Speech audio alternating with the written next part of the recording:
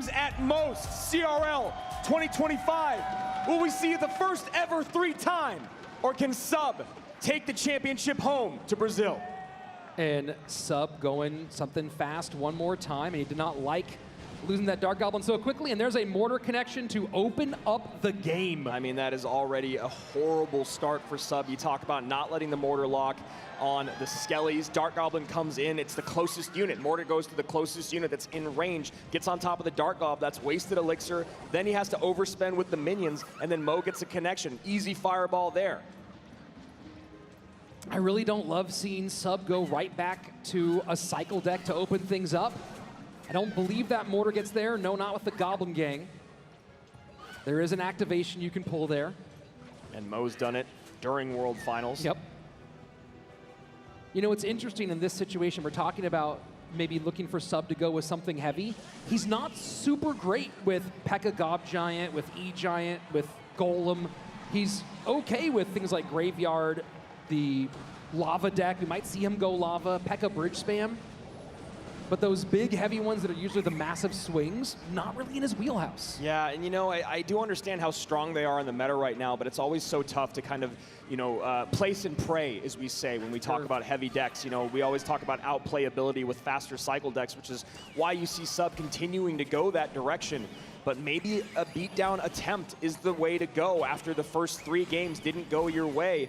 Mo does allow that mortar to connect for a couple shots on the left-hand side, so Sub not down, or down but not out. And this boss bandit should be cleaned up by that Berserker. Yeah, you saw Mohamed try to get the Goblin Gang down in time, timed with that boss bandit reset ability, but it was a little bit too far outside. Mortar goes ahead and connects, and Sub's right back in this one. Going for a near mirror here, but obviously the E-Wiz and the Dark Goblin, 2 very different pieces of this equation, and the Fireball from Mo hitting that Dark Goblin, I'd start abusing it if I was Sub and then figure out a way to get the minions involved as well. And there you go, minions high, Fireball's out. And there's the Dark Goblin, just the way you want to see it. That's going to be, I was just going to say, that's going to be so much of this matchup, Rich, is trying to get that Fireball out from Mo and then abuse the other card that is best used with, or best defended with Fireball. And what a smart Skeleton Barrel up there at the top, knowing that it was going to get taken down and pop those skeletons to control those boss bandits. Yeah, Skeleton Barrel is just such a great siege defense, you know, after its evolution especially. You talk about that double drop, it does so much damage, and then your opponent sits there and goes, is it even worth trying to take care of the Skellies? Fireball in, now the minions come down. There you go, Clockwork. Clockwork usually doesn't work against Mo Light, though. Sudden death overtime. Mohamed Light with a fairly solid lead, 1570 on the left-hand lane, 1728 on the right-hand tower for Sub. And I was just going to say, I'd love to see a high Dark Goblin there, but almost on walking towards the other side. Now maybe giving some value here. And just continue to chip away in both lanes. We talk about the things that Mo does very well. It's early dual lane pressure. And the interactions with the boss bandit definitely going in Mo Light's favor, at least in this instance. 1570, 2084, game 1 of our upper bracket grand final reset. And you see with the lead right now, he's comfortable to go defensive mortar and just be the one controlling. Still trying to figure out what that last card is from Sub. Feeling more and more like it is Lightning. Let's make this quick. Evo Mortar sets up on the right-hand side. Final minute, triple elixir. The last thing that Sub can have happen is to go down 4 in a row. Dark Goblin gets sniped there. And Sub, once again, just finding an incredibly difficult time breaking through. Maybe he heard us talking about how that other deck doesn't work very well, but this one also really struggling to get on tower. And arrows once again, yeah. Yep. Makes sense, but just not ideal, Rich. And another mortar down for Sub. 18 seconds remains. He needs that mortar to connect and then some. And there's just absolutely no way as another thing on the right-hand side. Boss Bandit breaks on through. Barrel's going to drop down. Sub 4 in a row to his opponent. And only 2 lives to give in his 2025 run. Feels like he's facing off against Thanos. Two grand finals coming your way. Fireball and Barb Barrel and E-Wiz all out for Mohamed, and he goes minor. And might Sub be doing the same? It feels like Mo is just going to control again, and I think Sub is hearing you, Rich. I think he's going to try to go a little heavier, go RG. Yep. And I think Mo is just right back to defending, cycling. Miner's on tower. He's got the guards. He's got the Evo Ice Spirit. He's got the log. He's got so many ways to reset and stun and control that Royal Giant. Does take a Royal Ghost shot, and Mo goes, all right, you can have that. First thing in 4 games. Generally, Sub is viewed as being pretty good with Royal Giant. We haven't seen him play it a lot in competitive compared to the more cycle-heavy stuff he's been doing. We saw him do great with it against Pedro earlier today, so I like that he's going back to something that did work. Mo already recognizing, all right, I know what I'm up against. I'm going to just get a Tesla down, try to get towards my Tesla evolution. Good luck breaking through. Guards are going to give a lot of trouble to that Fisherman.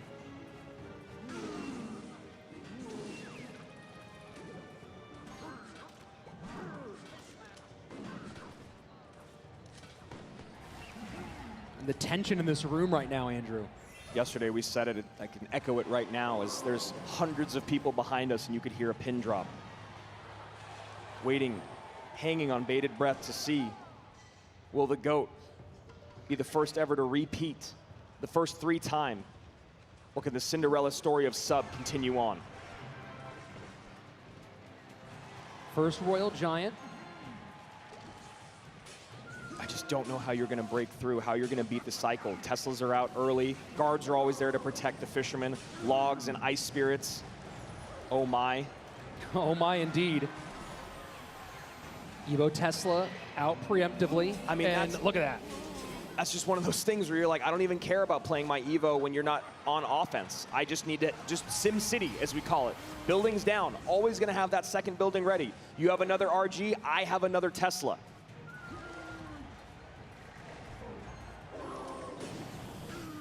Guards off the board instantly.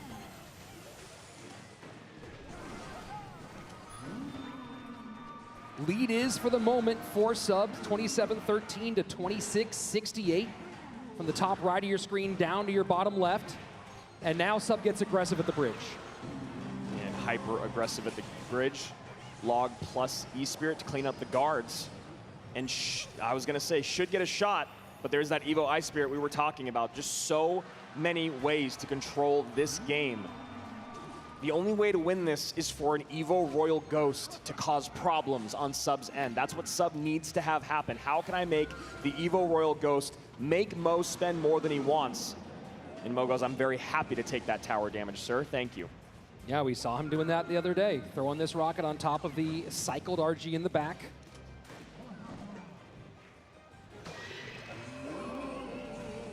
Evo Ghost cycled in the back for Sub.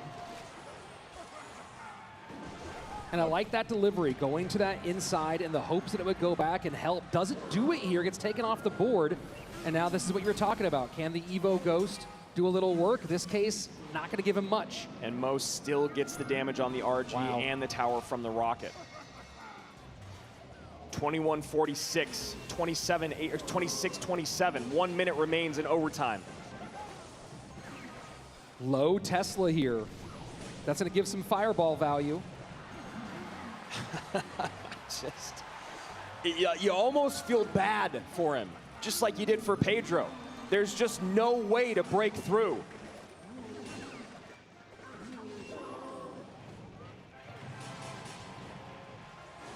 Royal Giant to the right-hand lane. Trying to force expenditure out away from his weak side tower. Evo Ghost goes into the guards, maybe to add pressure in both lanes, cleaned up by the delivery and log. Mo Light looks more locked in than we've ever seen him before, Rich.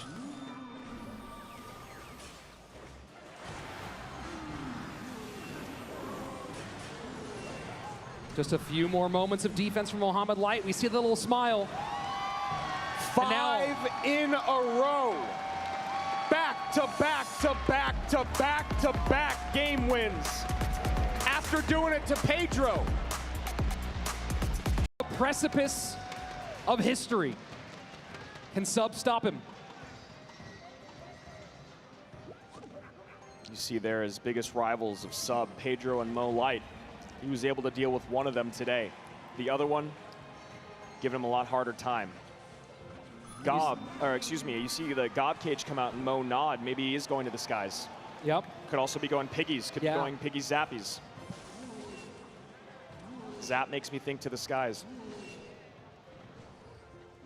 Zap certainly does feel that way. We have seen him run Royal Hogs pretty well, but Zap would be a strange choice.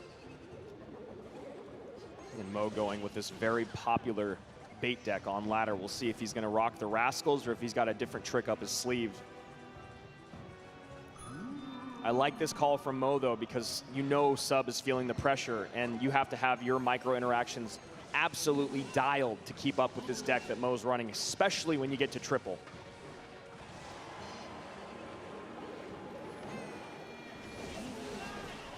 And the curse comes out defensively. Damage in both lanes for Mohamed. Now he pressures the right-hand side. And Valkyrie doing a great job cleaning up that Royal Ghost evolution.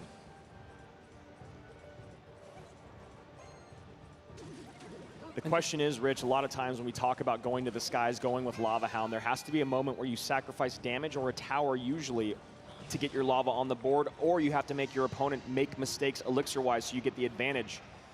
As you can see right now, only about 1 elixir up and a couple thousand HP down. Yeah, that's a really tough one. And now that we know that it's going to be no spell, no big spell, obviously you have to contend with the vines. Yep. But if you can keep that flying machine, stack a couple flying machines, start abusing them. And the Goblins on tower. Evo Zap has to come down defensively there. Zappy's stunning, gonna get a double connection on the left-hand side. And the crowd can feel it.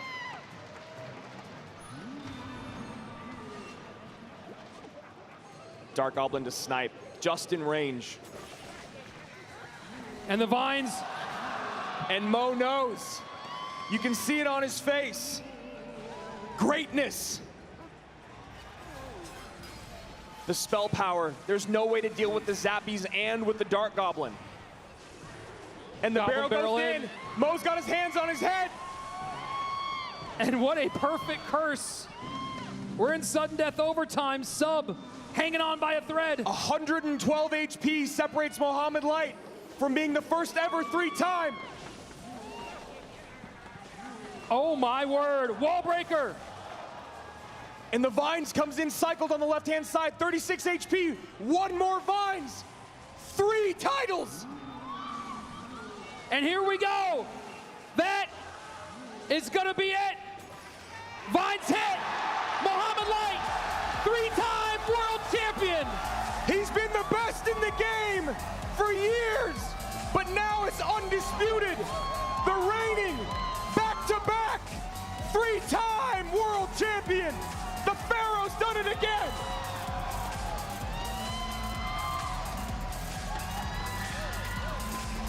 Will there ever be another like him? I don't believe so. That man right there is 1 in a billion.